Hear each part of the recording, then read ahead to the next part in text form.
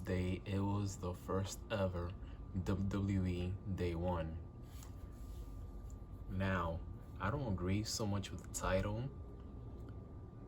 but I realized that we were witnessing history, and there's basically just two matches that I was really looking forward to. Originally it's three, but then turned to two. Is the Miz versus Edge, Brock Lesnar versus Roman Reigns, and the Fatal 4-Way matchup between Seth Rollins, Kevin Owens, Big E, and Bobby Lashley. I really wanted to see Brock Lesnar versus Roman Reigns, but unfortunately, Roman Reigns tested positive for COVID-19.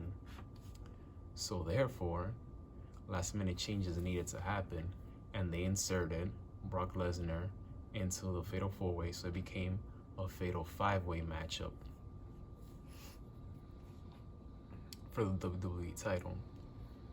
I can't imagine how much pressure the writers were in that moment. However, the match was very fast paced and only lasted like 10-11 minutes, and it's understandable because it was a last minute change. So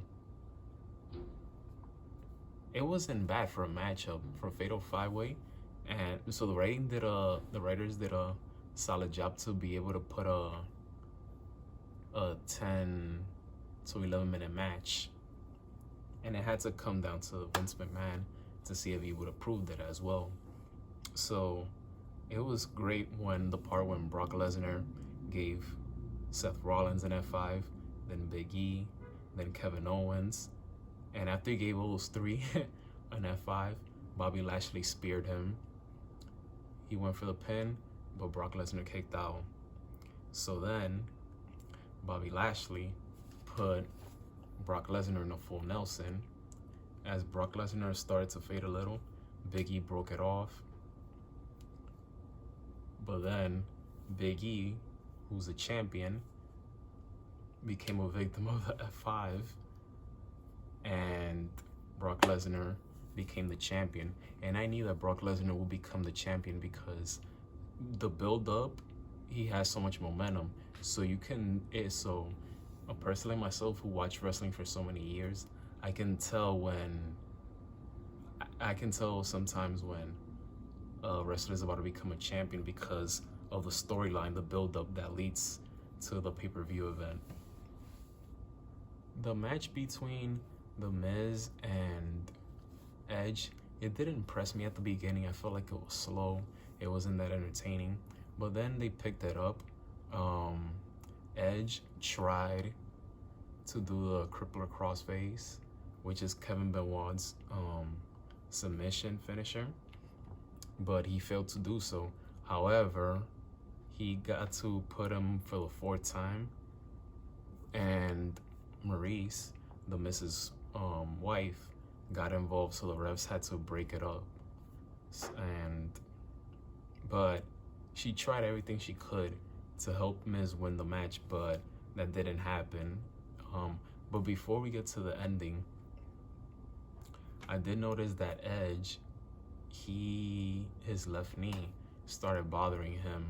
So by the looks of it, he looked like he was really uncomfortable and in pain. So there might be a chance that he might miss some time off to get his knee fixed. And but that's just my opinion. That's how I saw it. I felt like they really injured his knee. Now, Miz and Maurice, they thought they had all the momentum. They thought they could get away with things. But then Edge's wife, Beth Phoenix, made an appearance, and she started chasing Maurice outside around the ring. But then with the distraction that she was able to cause Miz, Edge capitalized and hit him with a spear to come away with a victory. Before I wrap this up, I gotta mention two more things. Not Quavo. Yeah, he's part of the group. Migos, because the event was in Atlanta, Migos was there, and also RK Bro. I love the way that tag team matchup ended with Randy Orton giving that sick RKO. I loved it.